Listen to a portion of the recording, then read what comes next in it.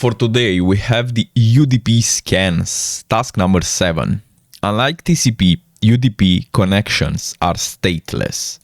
This means that rather than initiating a connection with a back and forth handshake, UDP connections rely on sending packets to a target port and essentially hoping that they make it. This makes UDP superb for connections which rely on speed over quality. For example, video sharing. But the lack of acknowledgement makes UDP significantly more difficult and much slower to scan. The switch for an Nmap UDP scan is -SU.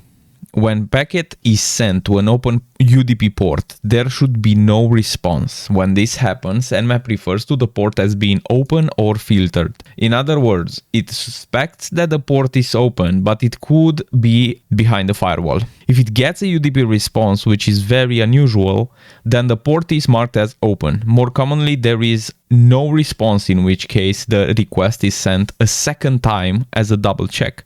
If there is still no response, then the port is marked open filtered and Nmap moves on. When a packet is sent to a closed UDP port, the target should respond with an ICMP ping, packet containing a message that the port is unreachable. They clearly identify closed ports, which Nmap marks as such, and moves on. Due to difficulty in identifying whether a UDP port is actually open, UDP scans tend to be incredibly slow in comparison to the various TCP scans, in the region of 20 minutes to scan the first 1000 ports with a good connection. For this reason, it's usually good practice to run an Nmap scan with top ports enabled. For example, scanning with Nmap for UDP ports, top ports 20. We'll scan the top 20 most commonly used UDP ports, resulting in much more acceptable scan time. 20 versus 1000?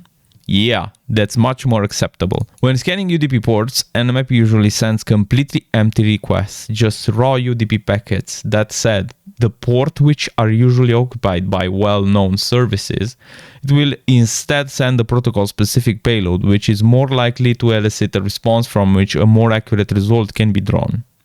Answer the questions below. If a UDP port doesn't respond to an Nmap scan, what will be marked as open filtered? When a UDP port is closed, by convention, the target should be send a port unreachable message. Which protocol would it use to do so? If we go over here, when a packet is sent to a closed UDP port, the target should respond with an ICMP packet containing a message that the port is unreachable. So is the ICMP protocol. Awesome.